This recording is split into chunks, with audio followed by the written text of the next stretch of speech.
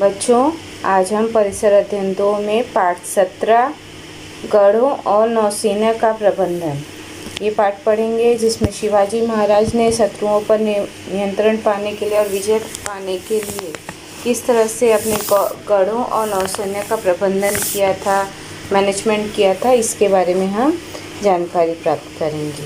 ठीक है, तो शिवाजी महाराज ने अनेक शत्रुओं पर विजय प्राप्त करके स्वराज्य की स्थापना की थी। युद्ध हो या राज्य प्रशासन, शिवाजी महाराज का प्रबंधन कौशल सभी क्षेत्रों में दिखाई पड़ता है। प्रबंधन किसे कहते हैं? जो प्रबंधन अर्थात निश्चित लक्ष्य को प्राप्त करने के लिए स्वीकारे हुए कार्यों को अनुशासनबद्ध पद्धति से करना अर्थात प्रबंधन। जैसे कि आपको कोई कार्य करना है, कोई काम करना है, तो उसके लिए आप क्या क्या करोगे। अभी आपने परिसर अध्ययन 1 में भी इसके बारे में जाना था कि कोई भी कार्य करने के लिए एक निश्चित प्रारूप तैयार किया जाता है कि आपको क्या क्या करना है, उसी के अनुसार आप कार्य करते हैं। तो उन्होंने भी अपने लक्ष्य को प्राप्त करने के लिए जिस पद्धति का अनुशासनबद्ध पद्धति का उपयोग किया था वो उनका प्रबंधन कौशल कहलाता है। शिवाजी महाराज का प्रबंधन कौशल जिस प्रकार से उनके द्वारा आजीवन किए गए युद्धों में सदैव दिखाई देता है, और उसी तरह से उनके संपूर्ण राज्य प्रशासन में भी दिखाई देता है। अब इसमें हम कुछ भाग देखेंगे। इसमें गढ़ों का निर्माण देखेंगे कि उन्होंने गढ़ों का निर्माण किस तरह से करवाया था, फिर गढ़ों पे प्रबंधन किस तरह से करवाया था, वहाँ पे किन किन लोगों को रखा था कि वे गढ़ों को संभाल सकें। इसके बाद तोपों और बारूदों के बारे में जानेंगे, फिर नौसेना के बारे में जानेंगे। इसके साथ साथ शिवाजी महाराज के गुप्तचर विभाग के बारे में भी हम जानेंगे, और उनकी छापामार युद्ध प्रणाली इसके बारे में भी हम थोड़ा बहुत सीखेंगे। तो बच्चों, पहले हम पहला जो मुद्दा है जिस पे गढ़ों का प्रबंधन, इसके बारे में जानते हैं, गढ़ों का निर्माण जानते हैं। ठीक है, तो शिवाजी महाराज ने गढ़ों और किलों की सहायता से स्वराज्य की रक्षा की थी, और शिवकालीन ग्रंथ आज्ञा पत्र, आपको याद रखना है, आज्ञा पत्र में दुर्गों और गढ़ों का महत्व संपूर्ण राज्य का सार अर्थात दुर्ग इन सटीक शब्दों में बताया गया था। मतलब आज्ञा पत्र जो ग्रंथ है इसमें बताया गया था कि गढ़ों, उनके जो दुर्ग हैं और गढ़ हैं उनके बारे में इसमें जानकारी दी गई थी। स्वराज्य के संरक्षण में गढ़ों का महत्व यह उनके ध्यान में आया था। शिवाजी महाराज ने वन दुर्ग, गिरी दुर्ग और जल दुर्ग जैसे विभिन्न प्रकार के गढ़ों का निर्माण करवाया था, और जल दुर्गों को जंजीरा भी कहते हैं। इस नाम को आपको याद रखना है, जंजीरा। क्या नाम है? जंजीरा। ठीक है, जल दुर्ग को जंजीरा भी कहते हैं। स्वाध्याय में आपके प्रश्न ये आएंगे। उन्होंने हीरोजी इंदुलकर और अंजोजी यादव जैसे विशेषज्ञों द्वारा राजगढ़, प्रतापगढ़, सिंधुदुर्ग इत्यादि नए गढ़ों का निर्माण कराया था। इसी तरह से रायगढ़ का नए से निर्माण करवाया। यही नहीं, विजयदुर्ग, तोरना, रांगणा इत्यादि कुछ पुराने गढ़ों की मरम्मत करवाई। शिवाजी महाराज के पास लगभग 300 गढ़ और किले थे। बच्चों, क्या आप जानते हो कि शिवाजी महाराज के छोटे बेटे छत्रपति राजाराम महाराज की आज्ञा से रामचंद्र पंत अमात्य ने आज्ञा पत्र ग्रंथ लिखा था। इस ग्रंथ में शिवाजी महाराज की राजनीति का स्पष्ट प्रतिबिंब दिखाई देता है। तो बच्चों, यहाँ पर हमने शिवाजी महाराज के गढ़ और प्रबंधन के बारे गढ़ों के निर्माण के बारे में जाना, और इसके बाद प्रबंधन के बारे में अब हम सीखेंगे। शिवाजी महाराज ने गढ़ों की सुनिश्चित संरक्षण व्यवस्था की थी। प्रत्येक गढ़ पर किलेदार, सबनीस और कारखाने से अधिकारियों की नियुक्ति भी की जाती थी। सबनीस और किलेदार और कारखानिस के अधीन रहकर कार्य करते थे। इन अधिकारियों के कार्य इस प्रकार से बताए गए। यहाँ पर देखो ब्लू इसमें बॉक्स में बताया गया कि उनके कार्य क्या क्या थे। अब किलेदार का कार्य क्या था? किलों, गढ़ों की रक्षा करना एवं प्रशासन देखना। सबनिस कारखानिस को जो है आदेश देना और सरकारी पत्रों, हुक्मों और आदेशों का पालन करता। अर्थात सबनिस और कारखानिस जो है किलेदार के अंडर में नीचे कार्य करते थे, वो उनकी आज्ञा मानते थे। किसकी? किलेदार की आज्ञा मानते थे। अब यहाँ पर किलेदार को हवलदार भी बताया गया है। अब सबनिस का कार्य क्या था? सबनिस का कार्य गढ़ों के आय व्यय का हिसाब रखना, गढ़ों पर और गढ़ों के नीचे रहने वाली प्रजा से कर वसूल करना और पत्र व्यवहार करना, ये सबनिस का कार्य था। फिर कारखानिस का कार्य क्या था? गढ़ों पर रहने वाले लोगों को अनाज और अन्य वस्तुओं की आपूर्ति कराना, युद्ध के समय तोपों और बंदूकों में लगने वाली बारूद की व्यवस्था करना, गढ़ों और उस पर बनी इमारतों का रख रखाव और मरम्मत करना, ये कारखानिस का कार्य यहाँ पर बताया गया है। अब बच्चों, हम शिवाजी महाराज द्वारा जो तोपों और बारूदों का जो प्रबंधन किया गया था, मतलब किलों की रक्षा के लिए जो तोपों और बारूदों का प्रबंधन किया गया था, इंतज़ाम किया गया था, उसके बारे में भी जानते हैं। शिवाजी महाराज के समय शत्रुओं से गढ़ों और किलों का संरक्षण करने के लिए छोटी बड़ी तोपों का उपयोग किया जाता था। ये तोपें किलों और परकोटों, बुरुजों पर रखी जाती थी। आपने पिछले चित्र में देखा होगा, ये किले का चित्र दिखाया गया है और उसी तरह से उन्होंने उस पर व्यवस्था की है उनकी रक्षा करने के लिए। पुरंदर, भीमगढ़ जैसे कुछ गढ़ों पर तोपों का निर्माण करने के कारखाने भी थे। लोहा, पीतल, तांबा इत्यादि धातुओं से तोपें बनाई जाती थी और बरसात के दिनों में गढ़ों पर तोपों में जंग न लगे इसलिए उन पर मोम का लेप लगाया जाता था। और शत्रुओं पर चोट अथवा आघात करने के लिए तोपों में लोहे, पत्थर और कुलूप के गोले जिसमें शीशे के छर्रे होते थे, इसका उपयोग किया जाता था। इन तोपों को चलाने के लिए स्फोटक और बारूद का भी उपयोग होता था। मतलब इस तरह से उन्होंने जैसे बरसात के दिनों में तोपों का किस तरह से बचाव करना है, क्योंकि अगर बरसात में तोपें गीली हो जाएंगी तो वो ख़राब हो जाएंगी, क्योंकि लोहे की रहती थी। इसके साथ साथ अगर शत्रु आक्रमण करते हैं तो उन पर आक्रमण करने के लिए, उन्हें आघात पहुंचाने के लिए किस तरह से पत्थर, लोहे और कुलूप के गोले जिसमें शीशे के छर्रे, मतलब शीशे के टुकड़े भी डाले जाते थे और इनका उपयोग तोपों में किया जाता था। इसके साथ साथ स्फोटक, बारूद का भी उपयोग किया जाता था। यहाँ पर बताया गया है कि गढ़ों पर लगी तोपों में जंग न लगे इसलिए किसका उपयोग करते थे? मोम का लेप लगवाया जाता था। इसके साथ साथ अब हम शिवाजी के जो है नौसेना में युद्धपोतों के प्रकार बताएंगे। इसके साथ साथ जैसे गुराब, गलबत, पाल, मछुआ, नाव और जलपोत। इसके साथ स्वतंत्र भारत की नौसेना के युद्धपोतों के नाम भी आपको बताने हैं। यहाँ पर देखो, नौसेना का उन्होंने जो निर्माण किया था, मतलब शत्रुओं से, समुद्री शत्रुओं से बचाव के लिए उन्होंने नौसेना का निर्माण किया था। इसीलिए शिवाजी महाराज को नौसेना का, भारतीय नौसेना का जनक कहा जाता है, ताकि समुद्री शत्रु आकर उन पर आक्रमण न कर सकें। अब नौसेना, युद्धपोतों के दल को नौसेना कहते हैं। अंग्रेज, पुर्तगाली, सिद्दी, डचों के पास प्रबल नौसेना थी। इनमें से कुछ लोग समुद्री तट के गांवों में जाकर लूटपाट करते थे, वहां के लोगों को कष्ट पहुंचाते थे। इन शत्रुओं का स्थायी रूप से निर्मूलन करने के लिए शिवाजी महाराज ने स्वतंत्र नौसेना का निर्माण कराया। यहाँ पर बताया कि जो अंग्रेज थे, डच थे, ये समुद्री मार्ग से आकर वहाँ के लोगों को क्या करते थे? कष्ट पहुँचाते थे, नुकसान पहुँचाते थे। और इन शत्रुओं का इंतज़ाम करने के लिए उन्होंने नौसेना का निर्माण कराया था, ताकि लोगों पर वे आक्रमण न कर सकें और लूटपाट न मचा सकें। शिवाजी महाराज ने बड़े जलपोतों और नौकाएं बनाने के कारखाने खोले थे।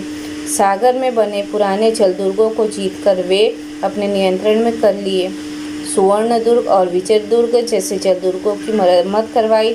शिवाजी महाराज ने मालवण के समीप कुरटे द्वीप पर सिंधुदुर्ग नामक एक जलदुर्ग का निर्माण कराया। इसी तरह से मुंबई के निकट खांदेरीगढ़ का निर्माण कराया है, जिसका चित्र हम लोग अभी महाराष्ट्र किले के नक्शे में मैं आपको बताऊंगी कि वो कहाँ पर है।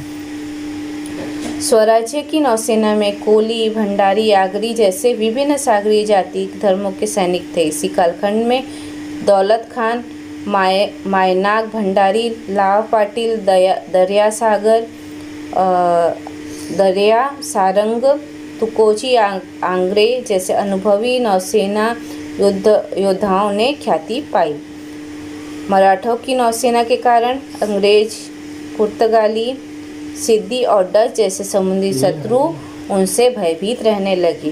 परिणामस्वरूप शत्रुओं से स्वराज्य को पहुंचाने वाली त्रस्तता में कमी आई। शिवाजी महाराज ने स्वराज्य नौसेना का निर्माण कर उसके बल पर अपने सागरी सीमा को निश्चित कर दिया और तटीय क्षेत्रों पर अपना स्वामित्व प्रस्थापित किया।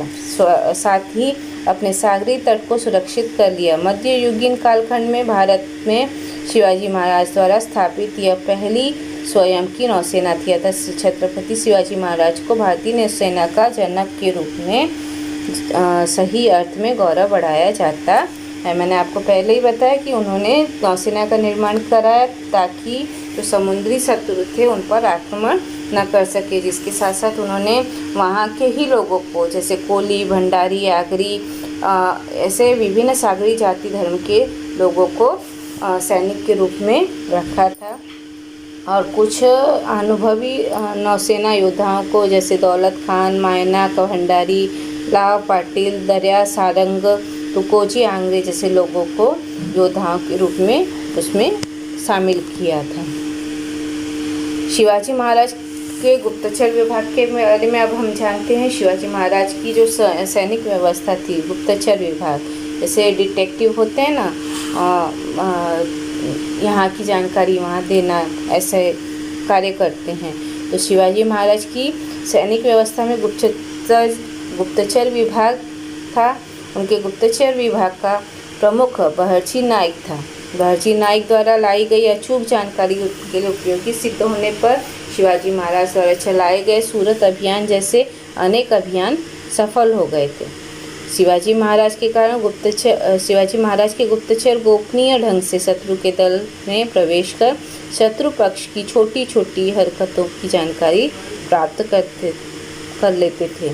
कोई भी आक्रमण करने से पूर्व शिवाजी महाराज गुप्तचरों से पूरी जानकारी प्राप्त करते और उसके पश्चात ही आक्रमण की योजना बनाते थे। अर्थात उनका गुप्तचर विभाग इतना तेज था, इतना तेज दिमाग वाला था और इसके साथ साथ कार्य करने वाला था, जिसमें वो शत्रु के शत्रु जो कार्य करने वाला है या शत्रु आप पे आक्रमण करने वाला है, इसकी पूरी जानकारी ले लेते थे और उसी अनुसार वे कार्य करते थे। अब हम शिवाजी महाराज की छापामार प्रणाली, युद्ध प्रणाली के बारे में जानेंगे बच्चों। शिवाजी महाराज की युद्ध नीति में छापामार युद्ध प्रणाली को विशेष महत्व था। छापामार युद्ध प्रणाली में अपने सुविधा और अनुकूल समय में शत्रु पर अचानक आक्रमण करना और इससे पहले कि शत्रु इस आक्रमण से संभल सके तब तक सेना का सुरक्षित स्थान पर पहुंचा देना जैसे नीतियों का समावेश था। अर्थात समय, सुविधा और अचानक हमला करना। इसके साथ साथ आपको पता था कि वे लुक छिप कर युद्ध करने में भी माहिर थे। मराठी जो थे लुक छिप कर युद्ध करने में माहिर थे। तो वो इस तरह से कार्य करते थे ताकि शत्रु पर जब हम आक्रमण करें तो शत्रु संभल न सके। इस प्रणाली का अनुसरण करते हुए शिवाजी महाराज को सह्याद्री पर्वत श्रेणियों के घने जंगलों, पर्वतीय किलों और सामान्य लोगों का भी बहुत सहयोग प्राप्त हुआ था। तो बच्चों यहाँ पर हमने क्या देखा कि इस पाठ में हमने देखा है कि शिवाजी महाराज की जो नौसेना, उनके गढ़ों का प्रबंधन, तोपों बारूदों का प्रबंधन और गढ़ों का निर्माण, इसके साथ साथ छापामारी युद्ध प्रणाली और शिवाजी महाराज के गुप्तचर विभाग के बारे में हमने बहुत सारी जानकारी प्राप्त की है। शिवाजी महाराज की सेना अनुशासनबद्ध थी। इसके साथ साथ आपको पता है कि वो स्त्रियों का सम्मान बहुत करते थे, अतः स्त्रियों के रक्षक के रूप में भी शिवाजी महाराज की कीर्ति बहुत दूर दूर तक फैली थी। सैनिक शराब न पिएं, प्रजा को पीड़ा न पहुंचाएं, जनता को न लूटें, इस प्रकार की कड़ी चेतावनी उन्होंने सैनिकों को दे रखी थी। शिवाजी महाराज के पास कुछ सहयोगी जैसे कान्होजी जे थे, वीर बाजी पासलकर, फिरंगोजी नरसाला, प्रतापराव गुजर और सिंधोजी निम्बालकर और सिद्दी हलाल जैसे सहयोगी भी थे। तो यहाँ पर हमने इस पाठ में आपको शिवाजी महाराज के जो प्रबंधन है, राज्य प्रबंधन प्रणाली के बारे में हमने जाना है। अब हम अपने स्वाध्याय के प्रश्नों की तरफ चलते हैं। ये आपका स्वाध्याय है पेज नंबर 69 पर। अब यहाँ पर हम देखेंगे, पहला प्रश्न है, बताओ तो दुर्गों का महत्व बताने वाला ग्रंथ। आपको बताया था मैंने, क्या था? आज्ञा पत्र। दूसरा है, जल दुर्गों को क्या बोलते थे? जंजीरा भी कहते थे। यहाँ पर मैंने इसका उत्तर लिख कर रखा है। देखो, दुर्गों का महत्व बताने वाला ग्रंथ आज्ञा पत्र और जल दुर्गों को जंजीरा भी कहते हैं। अब इसके बाद है दूसरा प्रश्न, तुम्हें क्या लगता है यह बताना है। तो आपको प्रश्न के उत्तर ढूंढकर बताने हैं, लेकिन मैंने यहाँ पर उत्तर लिख के रखा है, तो हम इसे देखते हैं।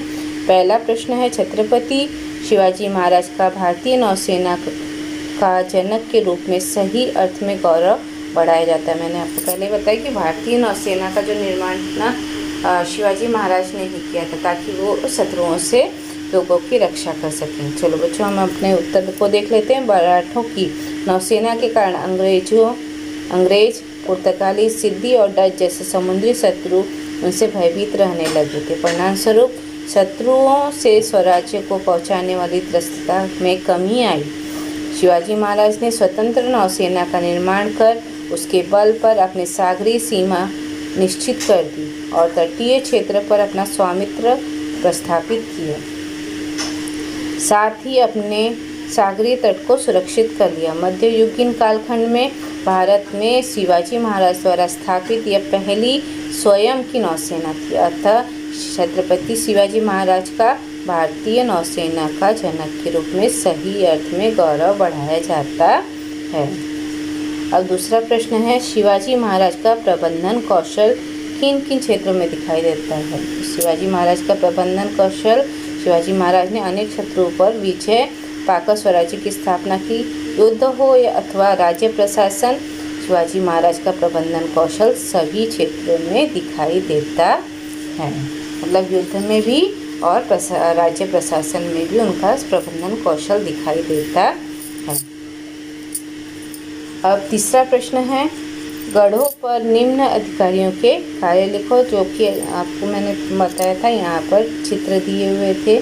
ठीक है, तो यहाँ पर तीनों अधिकारी के नाम दिए गए, किलेदार, सबनीस और कारखानीस। तो इनके नाम लिखने हैं। पहला किलेदार होता था, जिसके अंदर नीचे सबनीस और कारखानीस कार्य करते थे। तो ये है पहला किलेदार। तो किलेदार का क्या काम था? किलों और गढ़ों की रक्षा करना तथा प्रशासन देखना। दूसरा सबनीस, कारखानीस को आदेश देना। और तीसरा सरकारी पत्रों और हुक्मों और आदेशों का पालन करना। अब दूसरा है सबनीस। सबनीस का कार्य था गढ़ के आय व्यय का हिसाब रखना, गढ़ पर और गढ़ के नीचे रहने वाली प्रजा से कर वसूल करना और पत्र व्यवहार करना। तीसरा है कारखानीस, गढ़ पर रहने वाले लोगों को अनाज और अन्य वस्तुओं की आपूर्ति कराना। दूसरा, युद्ध के समय तोपों और बंदूकों में लगने वाली बारूद की व्यवस्था करना और गढ़ और उस पर बनी इमारतों का रख रखाव और मरम्मत करना। अब यहाँ पे मैंने आपको बताया था कि मैं महाराष्ट्र के मानचित्र में इस बताऊंगी कि कौन से किले कहाँ पर है। यहाँ 4 किले बताने आपको, सिंधुदुर्ग, मुंबई, विजयदुर्ग और प्रतापगढ़। चारों किले बताने। यहाँ पर तो यहाँ पर देखो महाराष्ट्र का यह मानचित्र है और यहाँ पर मुंबई का किला है, ठीक है। ये प्रतापगढ़, विजयदुर्ग और ये सिंधुदुर्ग, ये किले यहाँ पर दिखाई दे रहे हैं। यहाँ पर गोल में मैंने इनको बताया हुआ है। तो बच्चों ये आपको भी बनाना है, महाराष्ट्र का मानचित्र लेकर इसको अपनी कॉपी में बनाना है और चिपका के रखना है।